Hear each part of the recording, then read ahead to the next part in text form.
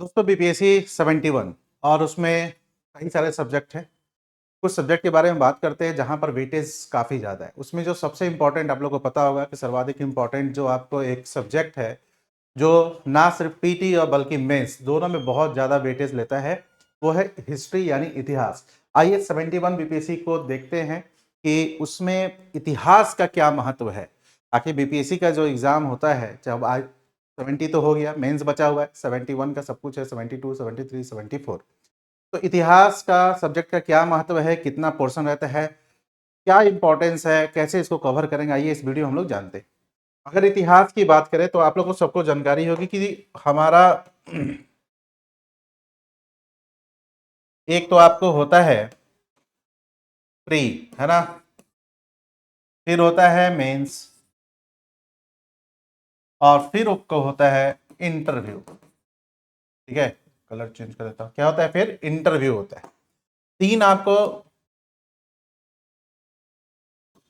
ये तो सभी को जानकारी होगी, जिसमें से प्री और मेंस जो है आपको उसमें लिखना होता है।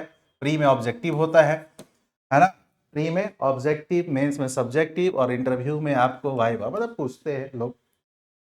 15 मिनट का होता है, कहीं 20 मिनट का, कहीं 10 मिनट, डिपेंड करता है। तो जी इंटरव्यू मैंने इसलिए लिखा क्योंकि इंटरव्यू में भी आपको इतिहास से क्वेश्चन पूछ दिया जाता है। क्योंकि जनरली जैसे मैं इधर, जैसे कई बच्चों का सिलेक्शन हुआ, उनसे पूछा कि कोई बच्चा कहता था कि मेरा इकोनॉमिक्स ग्रेजुएशन है या साइंस है, इतिहास के प्रश्न पूछ दिए जाते थे। इतिहास है तब तो इतिहास पूछा ही जाता था। और खासकर आपका जो एरिया है उस एरिया के अकॉर्डिंगली भी इतिहास पूछा जाता है। जैसे अगर आप बिहार से के हैं, पटना के हैं, तो पटना में कुछ ऐतिहासिक कुछ महत्व है वो बताइए। अगर आप राजगीर के क्षेत्र हैं, नालंदा के हैं, तो वहां का क्वेश्चन पूछ दिया जाता है। यानी इतिहास का जो आपको महत्व है, प्री में भी है, मेंस में भी है और इंटरव्यू में। प्री में इसका वेटेज क्या है, ये इस चीज को देखते हैं। अगर मैं बात करूं तो पूरे, पहले स्टार्ट करता हूं पूरे इतिहास से। ठीक है, अगर लगभग अगर मैं बात करूं तो 25 से 30 प्रश्न जो होता है सीधा डायरेक्ट आपको क्वेश्चन पूछा जाता है।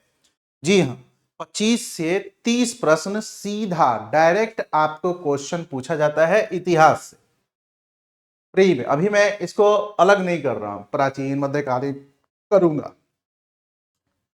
मेंस में तो आपको short question, 5 short question plus 2 long question. Yes, यानी जीएस पेपर 1 में इसका वेटेज, जीएस पेपर 1 इसका वेटेज काफी है। शॉर्ट क्वेश्चन 5 पूछता है, वो पांचों आपको इतिहास होता है। पेपर 1 देखिएगा ना तो पहला क्वेश्चन इतिहास का ही होगा और 2 लॉन्ग क्वेश्चंस होते हैं वो भी इतिहास के। यानी इतिहास का मेंस और प्री में काफी महत्व। अगर प्री में इतिहास को छोड़ दीजिएगा तो आप क्वालिफाई नहीं कर सकते। मेंस में अगर इतिहास को छोड़ दीजिएगा आप क्वालिफाई नहीं कर सकते। और इंटरव्यू में रैंडमली पूछता है ना, रैंडमली पूछता है। कभी हो सकता है पूछ दे, कभी हो सकता है नहीं पूछे, लेकिन आपको इतिहास करके जाना होगा। तो आइए इस चीज को अब लोग देखते हैं कि प्री में ये जो 25 से 30 नंबर है ये कहां कहां से आपको आता है और क्या है। उसके बाद हम लोग मेंस को भी देखेंगे। थोड़ा सा प्री फोकस, थोड़ा सा पहले बात कर लेते हैं, है ना। देखिए, अगर मैं बात करूं प्री में,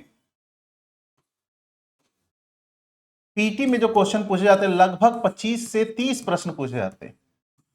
ठीक है, 25 से 30 प्रश्न। इतिहास के 4 खंड है, प्राचीन भारत, मध्यकालीन भारत, है ना, आधुनिक भारत और विश्व का इतिहास। विश्व का इतिहास, अगर आप ऑप्शनल लेंगे तब आपको विश्व का इतिहास पढ़ना होगा, नहीं तो विश्व का इतिहास आपके जीएस पोर्शन में नहीं होता है। तो आपको वर्ल्ड कुछ पढ़ने की आवश्यकता नहीं है, तो इसको हम हटा देते हैं। तो हम लोग अब 3 सेक्शंस को यहां पर देखते हैं।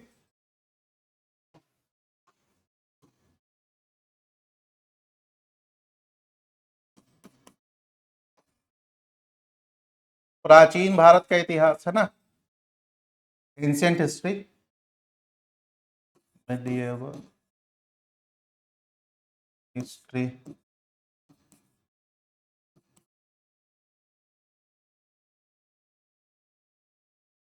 और आधुनिक।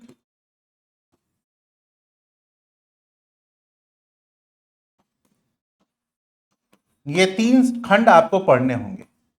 अब एक जो मैं लगातार पेड क्लासेस में भी बोलता हूं और ऐसे भी बोलता हूं कि हमें इतिहास में स्मार्ट तरीके से पढ़ना। कई लोग देखिएगा बोलेंगे कि स्मार्ट नहीं, सब पढ़ लीजिए, ये पढ़ लीजिए, एक आध क्वेश्चन का कहीं छूट गया, ये हो गया। देखो, इतिहास में अंत नहीं, इतना ज्यादा इतिहास है कि आप ही पागल हो जाएगा पढ़ते पढ़ते। और हमको जब पता है कि एक्स चैप्टर से या एक्स क्षेत्र से क्वेश्चन नहीं पूछे जाते और पूछे भी जाते हैं तो बहुत कम क्वेश्चन पूछे जाते हैं, तो मैं क्यों रिस्क लूंगा, है कि नहीं? क्यों रिस्क लूंगा और क्यों अपना टाइम वेस्ट करूंगा? तो ऑलवेज स्मार्ट। इसलिए मैं ये वीडियो बनाया हूं। कई बच्चों को रहता है कि सर कैसे करें, स्पेशली मैंने ये वीडियो ही बना दिया कि लो आप लोग यूट्यूब पे देख लो। देखिए, प्राचीन भारत में जो क्वेश्चन पूछने का है, चूंकि बिहार से भी इसका संबंध हो जाता है। बिहार का इतिहास क्या है? प्राचीन, पूरा प्राचीन भारत ही है कि नहीं? इसलिए यहां से आपको देखिएगा तो 4 से 5 प्रश्न पूछ दिया जाता है। ठीक है। मध्यकालीन भारत का इतिहास में जो क्वेश्चन पूछा जाता है वो होता है 2 से 3। कभी कभी खुश होगा तो ये 5 से 6 पूछ देगा और कभी कभी खुश होगा तो ये 3 से 4। ज्यादा जो वेट होता है, वेटेज होता है, वो होता है ये 17 से लेकर 20 क्वेश्चन तक, कभी कभी 20 से लेकर 22 क्वेश्चन तक आपको आधुनिक भारत का इतिहास पूछता है। अब मध्यकालीन भारत पूरा फैक्ट से भरा हुआ है। राजपूत पढ़िएगा, देन मुगल, दिल्ली सल्तनत पढ़िएगा, उसके बाद हम लोग जो क्षेत्रीय राज्य का उद्भव होता है वो पढ़ते हैं, फिर आपको मुगल पढ़ते हैं, फिर आपको भक्ति आंदोलन पढ़ते हैं, फिर मराठा पढ़ते हैं। इतना कुछ पढ़ने के बाद कितने क्वेश्चन का आंसर कर सकते हैं हम लोग? 3 से 4, क्योंकि पूछता इतना ही, क्योंकि पूछता इतना ही है। और सबसे मजेदार बात है कि प्राचीन ये मिडाइवल हिस्ट्री से मेंस का 0 होता है। ये प्री है, मेंस यहां पर रोल है 0। बस एक पाल कला देखना होता है, तो एक कला में हम लोग अलग से देख लेते हैं। अब आप सोचिए, मेंस 0, प्री में 3 4, तो मध्यकालीन भारत को मैं बहुत ज्यादा क्यों पढ़ूंगा? एक प्रश्न आता है, क्या सर छोड़ दे क्या? नहीं, छोड़ना नहीं है। हमें एक बेसिक नॉलेज लेना है ताकि अगर नॉर्मल क्वेश्चन अगर पूछे तो मैं उसका जवाब दे दूं। और देखा गया है कि कुछ बुक्स वगैरह जो है बेसिकली वहां से ज्यादा क्वेश्चंस होते हैं और कुछ डायनेस्टी वगैरह से आपको एक हिरार्की टाइप में पूछ दिया जाता है। अगर आप लोग प्रीवियस ईयर क्वेश्चन देखेंगे तो बहुत टफ नहीं उस तरीके का रहता है, और बहुत टफ रहेगा तो वो ऑप्शनल वाले भी नहीं बना पाते। तो हमें इसको स्मार्ट तरीके से पढ़ना है। अब प्राचीन भारत में आते हैं। प्राचीन भारत की अगर मैं बात करूं तो प्राचीन भारत में प्री में तो आपको इंपॉर्टेंस है ही, मेंस में इसका कुछ पार्टिकुलर टॉपिक, ऐसा नहीं कि मौर्य वंश के प्रशासन पूछ देगा, नहीं, ऐसा नहीं कि गुप्ता का प्रशासन। इन्होंने क्या किया है, 3 4 टॉपिक को रख दिया है और वहां से क्वेश्चन, जैसे उन्होंने लिख दिया है मौर्य कला, ध्यान रखिएगा, कला, कला से क्वेश्चंस पूछते हैं। दूसरा पॉइंट है आपको, वो है आपको गुहा यानी केव, गुहा कला, केव, ये भी इससे ही इंपॉर्टेंट है।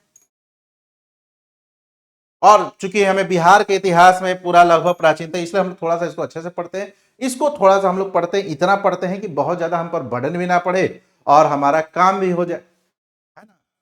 इसलिए हम लोग इसको ऐसे पढ़ते हैं। अब आते हैं आधुनिक भारत में। आधुनिक, हाँ, एक और इसमें है प्राचीन शिक्षा।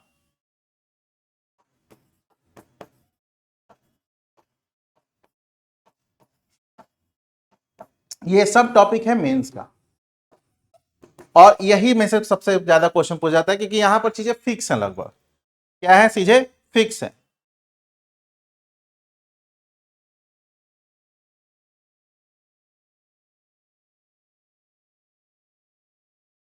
अब आधुनिक भारत का इतिहास, आधुनिक भारत का इतिहास बहुत इंपॉर्टेंट रोल आता है। इसके बगैर आपका प्री वरी नहीं निकलेगा, इसके बगैर आपका मेंस भी नहीं निकलेगा। क्यों? क्योंकि कंप्लीट 5 क्वेश्चन जो है शॉर्ट क्वेश्चन यहीं से रहता है, और लॉन्ग में हो सकता है एक क्वेश्चन यहां से रहे, और आपको ये मौर्य भी कभी कभी शॉर्ट में, तो आपको मेंस में भी ये बहुत बड़ा रोल अदा करता है। और सबसे बड़ी चीज कि यहां पर चीजें देखो, 3-4 टॉपिक तो फिक्स है मेंस में। एक मौर्य कला, पटना कला, गांधी नेहरू टैगोर का जो विचार है, थॉट है वो, एक गुहा है, एक प्राचीन आपको शिक्षा है, एक मधुबनी से नहीं पूछता, पटना कलम पूछता है, पाल कला पूछता है, और मौर्य। यही 5-6 टॉपिक फिक्स है, तो यहां से 2-3 क्वेश्चन पूछ दिया जाता है। अब बाकी जो रेस्ट क्वेश्चन होता है ना, यहां से पूछा जाता है आधुनिक भारत। तो आप लोग का प्री में तो ये बहुत ज्यादा करता ही है, और मेंस में भी आपको ये बहुत ज्यादा वेटेज लेता है। ठीक है, इस प्रकार हम लोग देख रहे हैं कि यहां पर ये इतना इंपॉर्टेंट है कि आप इसको स्किप नहीं कर सकते। तो अब आइए देखते हैं हम लोग सब क्या पढ़ सकते हैं, कौन से बुक को पढ़ सकते हैं। देखिए, अगर प्राचीन भारत पढ़ रहे हैं तो आपको बहुत ज्यादा डिटेल्स जानने की जरूरत नहीं है। प्राचीन भारत में जाइएगा, एक बुक आती है राम शरण शर्मा जी की, राम शरण शर्मा जी की बुक आती है। ये पुराना क्या है, एनसीईआरटी, लेकिन अब ये मार्केट में ऑक्सफोर्ड पब्लिकेशन का मिलता है। मैं एक बार दिखा देता हूं, ठीक है, वही बुक ले लीजिएगा। ठीक है,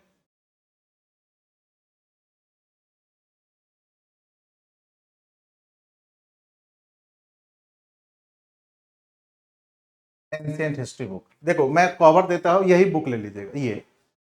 ठीक है, इसका आप लोग फोटो ले लीजिए, ये वाली बुक ले लीजिएगा। ये आती है ऑक्सफोर्ड की, ये पुराना जो इनका ओल्ड एनसीईआरटी था ना, वही है ये। ठीक है, इंग्लिश में ये ऐसा होगा फोटो, हिंदी में ऐसा होगा। ठीक है, ये यही बुक, ठीक है, ये यही बुक ऑक्सफोर्ड इंडिया पेपर आपको ये है, और यही आपको है सेम एनसीईआरटी। तो ये बुक ले लीजिएगा। इस बुक में मोर देन इनफ होता है, सफिशियंट आपको आपके कंटेंट है, और साथ ही साथ अगर मेरा क्लास कर रहे हैं तो वो भी क्लास हो जाएगा, तो सफिशियंट, उससे ज्यादा इसके लिए करने की आवश्यकता नहीं। अब आते हैं हम लोग मध्यकालीन भारत। एक इसका आप लोग चाहे तो एक साथ साथ लूसेंट को कर सकते हैं for data, for facts, but ये तो जरूर पढ़ लीजिएगा। अगर मेरा नोट्स है तो फिर इधर उधर बहुत पढ़ने की आवश्यकता नहीं है, क्योंकि मेरे नोट्स में इनके पूरे कंटेंट है। अब सेकंड आते हैं मध्यकालीन भारत। मध्यकालीन भारत, मध्यकालीन भारत जो है, यहां पर जो रखिएगा सतीश चंद्र का रखिएगा, सतीश चंद्र का। और फिर वही है ना, ये भी ओल्ड एनसीईआरटी अब ऑक्सफोर्ड पे मिलता है, और इस इनका भी सेम है ओल्ड एनसीईआरटी, अगर आपके पास है तब तो ठीक है, और नहीं तो ऑक्सफोर्ड पब्लिकेशन का सेम इसी तरीके से ही आपको मिल जाएगा। ठीक है, मैं यहां देखो देखता हूं,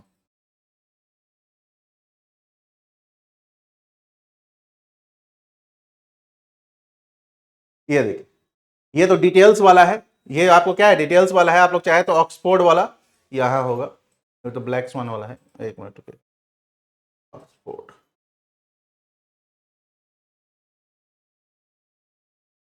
यहां से आप लोग चाहे तो ये ले सकते हैं, ये इंग्लिश में है और ये हिंदी में, इसी तरीके का होगा फोटो, ये वाला ये ले लीजिएगा बहुत। ठीक है, और लूसेंट पढ़ सकते हैं फॉर फैक्चुअल इंफॉर्मेशन, लूसेंट पढ़ सकते हैं फॉर फैक्ट्स।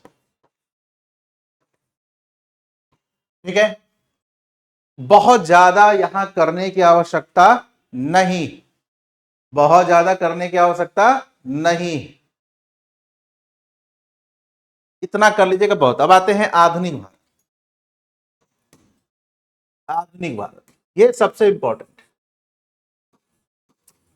आधुनिक भारत में मैं एक बुक को आपको रिकमेंड करूंगा, एक तो स्पेक्ट्रम है, वो तो आप लोग कर सकते हैं, स्पेक्ट्रम, इंग्लिश मीडियम वाले, हिंदी मीडियम वाले एसके पांडे कीजिएगा। स्पेक्ट्रम में कई फैक्चुअल इंफॉर्मेशन, थोड़ा सा हिंदी वाले में थोड़ा सा एरर आ गया। इसके अलावा जो थॉट है, विचार है, गांधी नेहरू टैगोर वाला जो विचार है ना, वो आपको एक स्पेक्ट्रम की ही बुक आती है, वहां से आप लोग पढ़ सकते हैं, स्पेक्ट्रम की ही बुक आती। इसके अलावा अगर आप लोग को कला पढ़ना है तो बीपीएससी वाला का भी एक बुक आता है, वो भी पढ़ सकते हैं जैसे हम लोग का। और एक आप लोग चाहे तो यहाँ पर केबीसी नैनो में अच्छी आती है यार, तो इसके तो बहुत कंटेंट मिल जाएंगे, और ये आपको इंपॉर्टेंट आधुनिक भारत में यही कर लीजिएगा। अगर इतने को अच्छे से कवर कर लिए तब तो आपको कुछ सोचना ही नहीं है।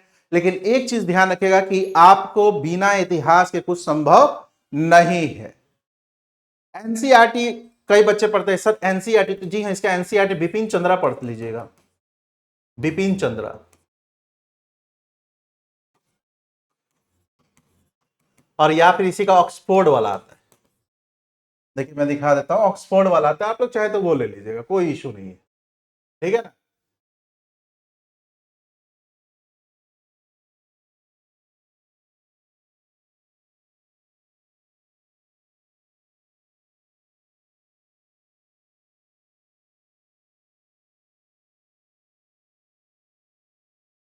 देखो ये वाला, इसका हिंदी भी आता है, इसका इंग्लिश भी आता है, ठीक है। देखो ये तीनों है, यही ये ऑक्सफोर्ड वाला है, इंग्लिश में देखिए, और हिंदी में भी सेम सेम ही होगा, बस हिंदी में नाम लिखा होगा, इसमें इंग्लिश ही है, सेम ही होगा, हिंदी में नाम लिखा होगा, ठीक है।